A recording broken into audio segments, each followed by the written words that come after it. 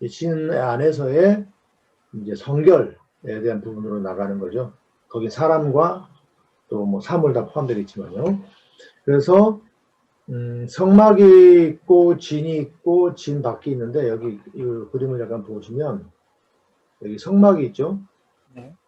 그 다음에 예, 동그라미가 진이라고 하고 진 아니고 동그라미 바깥이 진 바깥이 되는 거죠. 이 장소가 일단 성결과 또 성결 아닌 것 그게 이제 두 가지인데 하나는 정의 영역이죠. 정과 부정의 영역인데 이제 성막은 성결 성이죠. 성의 영역이죠. 근데 이 성막 말고 성막을 벗어난 이 성막을 또는 성막의 그 컴플렉스가 있을 거 아니에요. 여기 단지가 뭐 거기까지가 성의 영역이라면 그걸 넘어서는 이 진화는 정의 영역이죠. 성과 정은 다른 거죠. 그 다음에 이 진 바깥은 부정의 영역이 되는 거죠. 그러니까 여기 어떻게 보면은 이 진 바깥에 비하면 여기는 하나 이제 성이나 정이나 뭐 같은 개념으로 볼 수 있겠지만 또 굳이 또 성막하고 이 진을 비교할 때는 여기는 성이고 여기는 정이다 이렇게 좀 구분할 수가 있는 거죠. 진 바깥에 대해서는 둘 다 여기는 정이나 성이나 뭐 정도의 차이가 있지만 같은 거라고 본다면 같은 이 진 안에서의 성막의 영역과 나머지 진 안의 어떤 다른 영역을 성막 외의 다른 영역과 비교하자면 거기는 성과 정으로 엄연히 구분이 되는 거죠. 이 두 경계가 없는 게 아니라 뭐 여기서 진에 있는 사람들이 정결하다고 해서 성막으로 막 아무렇게나 나갈 수 있는 게 아니죠. 그걸 막기 위해서 레위인들이 위치하고 있는 거잖아요. 사실은 그 거룩을 성을 침범하면 거룩할 성자 성을 침범하면 죽음 당하기 때문에 자, 그런 영역이 있고요. 그러면 여기서 이제 어떤 변화가 있어요. 진에 있는 자들이 성화되는 과정이 있고 성막에 있는 것이 속화되는 과정이 있죠. 성속은 여기서 발생하는 거죠. 여기 여기 굳이 말하자면 여기가 여기 속이란 말을 썼는데 여기가 진이라고 하는 것은 다른 말로 속의 영역이죠. 속의 영역. 속의 영역이죠.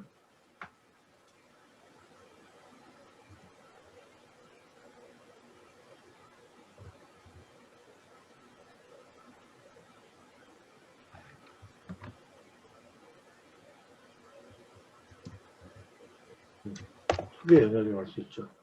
자, 이 속의 영역도 마찬가지예요. 이 성막에 비하면 진이 속의 영역인데 이 진 밖에 비하면 여기가 다 성의 영역이 되는 거죠. 여기가 오히려 속이 될 수 있고. 약간 상대적인 개념이라고 볼 수 있는 부분입니다. 어쨌든 그래서 이 성막으로 나아가게 되는 건 성화의 영역이죠. 여기 있던 것이 이리로 갈 수 있죠. 그래서 성막의 어떤 도구들도 처음엔 여기 일반 나무였을 거 아니에요. 그게 어떤 과정을 통해서 성화가 되는 거죠. 여기 나중에 사람 나오지만 여기에 속한 제사장, 처음에 그냥 여기 속한 사람이었는데 제사장 위임이 된다든지 해가지고 성의 영역이 되는 거잖아요. 그러니까 이게 성화되는 과정이 있고 반대로 여기 있는 게 속화되는 과정이 있을 수 있죠. 여기 있는 게 부정하게 되면 더 이상 못 쓰게 되면 일로 가는 거예요. 깨뜨려 버릴 수도 있지만 뭐 남겨놓더라도 더 이상 여기 성막에서 쓰일 수가 없는 거잖아요. 속화가 된 거예요. 부정한 거하고는 다르겠지만. 근데 여기 있는 것이 이렇게 할 수도 있지만 이게 이제 여기서는 정과 부정의 개념이죠. 여기는 성과 비성의 개념이지만 여기서는 정과 부정의 개념. 여기 있는 것이 부정하게 될 수 있죠. 진 밖에 나가기만 해도 부정이져요. 거의 밖에서 있는 것들은 다 부정하기 때문에 그걸 접촉하면 부정해지니까 진 밖에 나가면 대부분 부정해지는 거예요. 정한 건 여기, 부정한 건 여기 있을 수가 없으니까 밖에 내다 놓잖아요. 그럼 여기 나가 접촉한 거는 부정해지는 거죠. 이게 하나 예를 들어왔을 때 여기 있는 것은 오염되는 거죠. 이게 똑같은 건 아니지만 우리 깨끗한 사회에 코로나가 되는데 코로나 감염된 사람 접촉하게 되면 그 사람들 격리해야 되잖아요. 이게 똑같은 게 작용하는 거예요. 여기는 우리는 하나의 그 바이러스에 의한 그 감염이기 때문에 격리지만 여기는 그게 아니라 정과 부정이라고 하는 도덕적인 개념인 거예요, 사실은. 그거에 대해서 판단하는 기준이 있고 그에 따라서 정하면 여기 머물 수 있는데 부정하면 나가야 되는 거죠. 그리고 여기 정한 것이라도 성화되지 않으면 이 성의 영역으로 갈 수가 없는 거죠. 하나님 이걸 보여주신 거죠.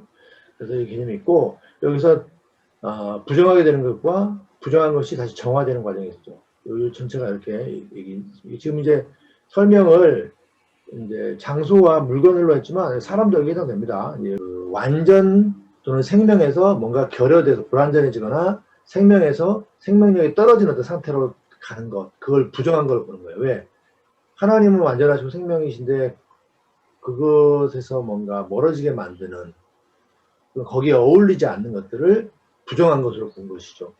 지금의 바이러스 같은 어떤 그런 무슨 뭐랄까요, 세균이나 바이러스 같은 그런 생화학 또는 생물 그런 게 아니라 도덕적인 것인데, 그것의 기준은 뭔가 할 때 하나님께서 이 모든 걸 통해서 하나님은 완전하신 분이고 하나님은 생명이 충만하신 분인 것을 알게 하고 그것을 누리게 하고 그것을 잃어버리게 되는 것들을 조심하게 만드는 하나의 장치가 아니었을까, 이렇게 우리가 추론해 볼 수 있는 거죠.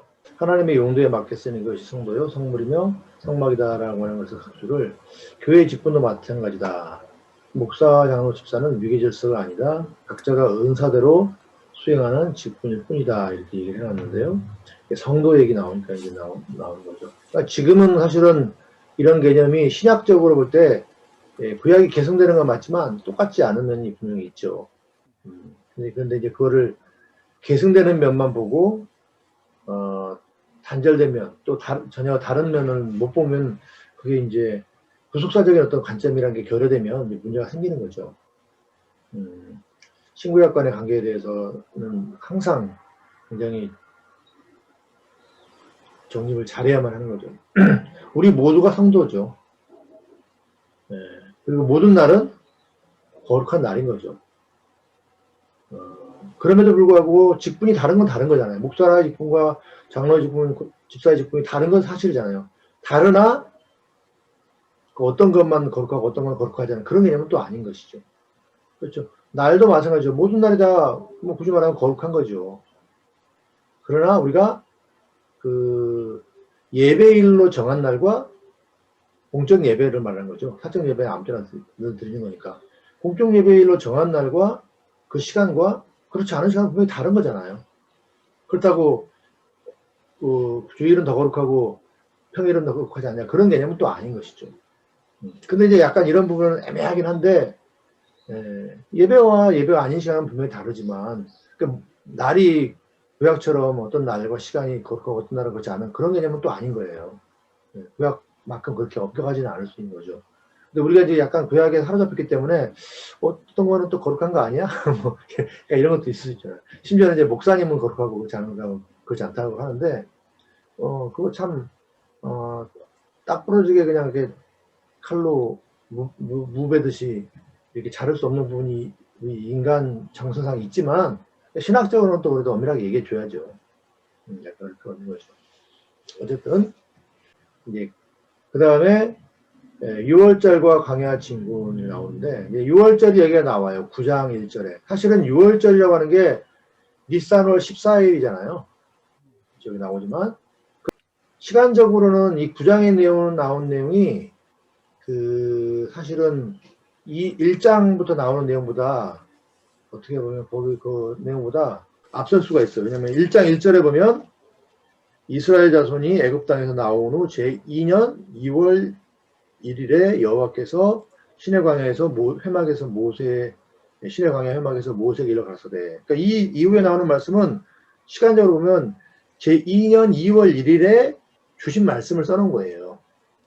그렇죠? 근데 여기 9장에 보면 애굽 땅에서 나온 해 정월에 여호와께서 시내 광야에서 모세에게 일러 가라사대, 2절에 보면 이스라엘 자손으로 6월절을 그 정기에 지키게 하라. 그러니까 다음해니까 2년째죠. 시내산에서 이제 거의 떠나기 직전에 2월 20일인가 떠나니까 한 달 전인가 좀 대략적으로 그때죠. 그러니까 1장부터 8장까지 써진 말씀은 어떻게 보면 2월 1일부터 주신 말씀인데, 오히려 9장에 있는 말씀은 1월 14일 이전에 주신 말씀인 거죠. 6월절 직전에 이제 6월절 다가오니까 6월절 지켜라 하는 거죠. 그러니까 뭔가 연대기 순이 아니라 시간 순이 아니라 약간 그거를 순을 바꿔놨죠. 목적이 있어서겠죠. 그 목적에 대해서는 우리가 생각해 보지만, 하여튼 현상을 보면, 배열 자체만 보면 시간 순이 아니라 뭐 몇십 년의 차이가 나는 건 아니지만 몇 달 정도 차이가, 한 달 정도 차이가 나는 거죠. 1월 달에 14일에 주신 말씀을 9장에 배치하고 오히려 2월 1일에 주신 말씀을 1장부터 8장까지 배치했다, 이렇게 말할 수가 있는 거죠. 그건 이제 의도가 있는 거죠. 한번 우리가 생각해 보겠지만. 어쨌든 1월 14일, 니산월 14일에 6월절을 지키라는 얘기가 나오고, 그 6월절 지키고 나니까 이제 10장 11절에 보면 제2년 2월 20일에 다시 이제 2월 20일로 가서 하는 거. 그러니까 6월절 지키고서 출발했다, 뭐 이렇게 이게 굉장히 중요한 거죠. 그런 개념이 한번 생각해 볼 거예요. 그 다음에 여기 이제 내용 나오죠. 출애굽기와 민수기에 출애굽해서 가나안 땅 시내산에 올 때까지 하고, 그 시내산에서 다시 광야로 나갈 때 보면 비슷한 어떤 구조가 있는 거예요. 여기 첫 번째 2월절 지키고 무교주까지 지키고, 두 번째 2월절 지킨 거 구름기둥과 불기둥으로 인도하시는데, 여기도 구름기둥과 불기둥으로 인도하시고, 홍해를 건너 시내산으로 갔는데 이제 광야로 가는 거죠. 네, 모세의 장이 이들어가 방문했는데 이것도 방문하는 거죠. 그 다음에 시내산에 장막을 쳤는데 이제 시내산을 떠나서 행진하는 거죠. 이런 그 대립이 좀 있는 거죠. 자, 그 다음에 민수기 이제 6장으로 넘어가 보면, 민수기 아까 그 1장부터 8장까지 내용이 2월 1일 날 주신 말씀이잖아요. 그 이후의 말씀들을 1일 날 주신 말씀들 여기 좀 이제 나열하는데, 여기 6장에는 어떤 내용이 나오냐면 나시린의 법이 나오고, 여기 보면 아주 유명한 게 대제사장의 축복, 이게 민수기 6장 24절부터 26절이죠. 그러니까 우리가 축도로 하는 게 이 대제사장 아론의 기도라고 하는, 소위 말하는 이 기도로 할 수 있어요. 여호와는 내게 복을 주시고 너를 지키시기를 원하며, 여호와는 그 얼굴을 내게 비치사 은혜 베푸시기를 원하며, 여호와는 그 얼굴을 내게 향하여 드사 평강 주시기를 원하노라. 이렇게 이걸로 대신할 수 있는 거죠. 저도 평생 신앙생활하면서 이 아론의 축복으로 축도한 거 한 10번이나 들었나? 받았나? 저도 한 번도 안 했고, 목사님이 한 번도 안 했고, 축복인데 이거는 기도의 성격이 확실히 드러나는데, 소위 말해 찌어다 논쟁이라고 있죠. 예수 그리스도의 은혜와 하나님 아버지의 사랑과, 순서가 아까 바뀌어서 헷갈렸구나. 예수 그리스도의 은혜와 하나님 아버지의 사랑과, 극진하신 사랑과 성령님의 감화 감동 위로 교통, 약간 내용은 다를 수 있지만 충만하심이 뭐 함께 있을지어다 하는데, 마지막에 있을지어다 하면 기도자가 이 축도하는, 소위 말하는 축도하는 사람이 명하는 것이고, 있기를 간절히 축원하옵나이다 하면 하나님께 기도하는 거라는데, 그래서 논쟁이 이게 어떤 거냐, 그 논쟁이 있으니까 그냥 있어지이다라는 말 그대로 하자. 어떻게든 해석이 가능한 것일 수도 있으니까요. 그냥 있다, 있어지이다는 그냥 있다 그런 의미죠. 영어로는 be with you. 그냥 너와 함께 있다 하는 거죠. 있을지라고 명령하는 것도 아니고, 자기가 주는 것처럼 하는 것도 아니고, 기도하는 것도 아니고, 그냥 있다 이렇게 영어로 돼 있으니까 그냥 그걸 우리말로 옮길 때 있을지어다 이렇게 나와서, 저도 이제 예전에 모교의 영향으로 그렇게 해요. 지금 또 그런 논쟁도 없고, 그런데 어쨌든 여기 나옵니다. 이제 여기도 계속 나오겠지만, 여기서 이 헌신이라는 주제가, 자발적인 헌신, 여기 나와요. 자발적인 헌신이라는 주제가 나오는 게 굉장히 중요하다고 봐요. 이게 이제 극치죠. 의무에 의해서 하나님을 섬기는 게 아니라 자원함으로, 감사로, 헌신으로 하나님과의 관계를 이어가는 거. 이게 하나님의 백성의 삶의, 언약 백성의 삶의 극치죠. 극치. 절정이죠. 그걸 여기 지금 이야기하고 있다는 거예요. 광야로 떠나기 전에 나신이라고 하는 자발적인 헌신의 어떤 한 캐릭터잖아요, 이게요. 그런 면에서 여기 나중에 보면 우리가 제사 드리는 것도 보면 감사로 드리는 제사가 있고, 죄 때문에 어떤 죄와 관련해서 드리는 제사가 아니라 감사나 헌신의 의미로 드리는 제사가 있잖아요. 그런 부분이 사실은 언약 백성의 삶에 있어서 굉장히 중요한 부분인 거죠. 우리 관계도 그렇잖아요. 의무적인 관계가 아니라 사랑의 관계, 자발적인 관계, 헌신의 관계, 충성의 관계, 그게 사실은 굉장히 중요한 것인데, 여기 이제 그런 부분을 얘기하는 거죠. 그 다음에 7장으로 가보시면 여기에 이제, 여기도 마찬가지죠. 증거막을 봉헌하기 위해서 헌신의 제물을 드리는 거예요. 자신을 드리는 것뿐만 아니라 제물을 이제 드려서 헌신하는 거죠. 그러면 35절에 모세가 회막에 들어갈 수 없었으니 이는 구름이 회막 위에 덮이고 여호와의 영광이 성막에 충만함이었으며, 뭐 일시적인 어떤 그죠, 이게 충만함 때문에 잠깐 못 들어간 거지 그대로 못 들어가거나 뭐 금지되거나 뭐 그런 건 아니죠. 일시적으로 여호와의 영광에 대해서 이제 강조하는 거죠. 그 다음에 8장으로 넘어가 보면 뭐 이제 성막을 헌신하는데 계속 나오다가 7장의 내용까지 나오고 8장에는 그 안에 등잔과 등불과 레위인의 봉헌에 대한 내용이 나오는 거죠. 레위인의 봉헌. 14절에 보면 레위인을 구별하라. 그리하면 그들이 내게 속할 것이다. 이게 거룩이죠. 사실은. 레위인이 이렇게 구별되는 거죠. 이 구별이라고 하는 게 곧 사실은 성화가 되는 거죠. 성화가 되는 거죠. 그러니까 우리가 요즘 말하는 성화하고 좀 조금 다른 면이 있는 거죠. 어떻게 보면 다 같은 거지만 일단 얼핏 보기에는 좀 다르죠. 그러니까 레위인들이 구별되는 거죠. 하나님께 속한다는 표현이 여기 우리 번역성경에는 사용되어 있는데, 그러면 그들이 내게 속할 것이라. 그러니까 레위인은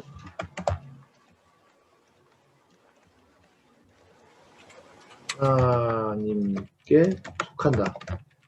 하나님의 소유가 된 거죠. 이게 사실은 거룩의 개념이 되는 거죠. 성물들도 마찬가지죠. 등잔도 등불도 나오지만 하나님께 구별되는 거, 그게 거룩인 거죠. 물론 거기에 이제 도덕적인 거룩이라고 하는 게 뒷받침이 되고 다른 것을 또 요구하시는 게 있지만, 일단 신분이나 소속 자체가 하나님께 속해지는 거죠. 이게 뚝 떼어놓는 거죠. 저는 이게 설명할 때마다 늘 그 예를 많이 들었던 게 생각나는데, 요즘은 그렇지 않은데 예전에는 먹을 게 많지 않았을 때는 이런 경우죠. 집 이사하면 떡을 돌리잖아요. 뭐 왜 돌리는지 그런 거 상관없이 돌리는데, 그러면 낮에 이사 왔다고 떡을 돌리는데, 그러면 이제 예를 들어서 일반적인 가정은 아버지는 일하고 어머니와 아이들만 집에 있잖아요. 그러면 뭐 그 아버지 올 때까지 기다리는 집도 있겠지만, 아버지 거는 저녁에 드시니까 딱 아버지 드실 것은 띄워놓고 그 아이들하고 뭐 집에 있는 사람은 먼저 먹을 수 있잖아요. 그러면 아이들이 이제 먹을 게 많지 않다니까 자기들 거 다 먹고 나서도 아버지 그 떡에 눈독을 들이는 거죠. 근데 하루 종일 눈독을 들이는데 엄마가 이제 못 먹게, 아버지 거다 못 먹게 했는데, 이제 아버지 오시니까 그걸 내놨어요. 그러면 이제 아버지가, 애들이 그거 보고 있는 걸 다 알고, 조금 드시고 나서, 나는 배부르다, 뭐, 맛없다, 뭐, 그러진 않겠지만, 너희들 먹으라고 주실 수 있잖아요. 그러면 먹을 수 있죠, 있게야. 그럼 어쨌든 그 전까지는 아버지 몫이니까, 다른 사람들이 먹으면 안 되잖아요. 일반적으로 말하면 이미 먹었으니까. 그게 몫이라고 하는 거죠. 누구 몫으로 딱 떼어놓는 거. 그러니까 여기, 그건 누구 몫이니까 그 사람이 자기의 용도에 따라 음식이면 먹을 것이고, 물건이면 그 사람이 쓰는 거죠. 저희 아이들도 보면 그렇잖아요. 크면서부터 자기 내 거 개념이 있잖아요. 그렇죠. 똑같은 가방이지만 가족끼리 뭐 같이 쓰면 되지만, 그래도 우리가 말할 때 이건 내 가방, 이건 네 가방 하니까, 내 가방을 누가 쓸 때는 뭐 형이 동생한테 가방 좀 잠깐 써주냐 물어서 써야 되는 거 아니에요. 그렇죠. 부모님들도 뭐 자녀들한테 사줬으면은 쓸 일이 있어서 쓸 수는 있겠지만, 그래도 이야기 잠깐 아버지가 쓸게, 뭐 엄마가 쓸게 이렇게 얘기하고서 네 그러세요 그렇게 한다고 써야 되는 거잖아요. 물론 그냥 쓴다고 해서 문제되는 것도 아니지만 어쨌든 그렇잖아요. 나름 소유의 개념이 있는 거잖아. 누구 거다는 거. 그리고 그 사람이 당연히 오시면 자기가 먼저 입고, 안 입을 것 같으면 빌려주거나 뭐 이렇게 하는 거죠. 우선권이 먼저 있죠. 이렇게 소유권 비슷하게 우선권이 먼저 있는 거죠. 같이 쓸 수도 있지만, 같이 입을 수도 있고, 또 음식 같은 거 같이 나눠 먹을 수도 있지만, 또 뭐 누구 거지만 먹었다고 가족 간에 큰일 나는 것도 아니지만, 그래도 가족 간에도 그런 게 있잖아요. 소유권 같은 게 있어서 쓰려면 허락을 받고, 먹으려면 또 허락을 받고 먹어야 되는 거죠. 자, 어쨌든 하나님께 속한다는 거, 하나님의 소유가 되는 건데, 그게 바로 여기 구별이고, 그게 거룩이라는 개념이죠. 성화의 개념이 되는 거죠. 사실은. 거기에 이제, 하나님의 구약에 보면, 도덕적인 어떤 깨끗함도 요구하시고 또 위생적인 면이라든지 하나님이 정해놓은 규율에 따라서 그런 것들이 이제 관리가 돼야 되는 부분들이 있는 거죠. 그것이 만약에 도덕적인 면이 됐든 또 관리적인 측면이 됐든 뭐가 깨지게 되면 어긋나게 되면 거룩해지지 않은 것이 되는 거죠.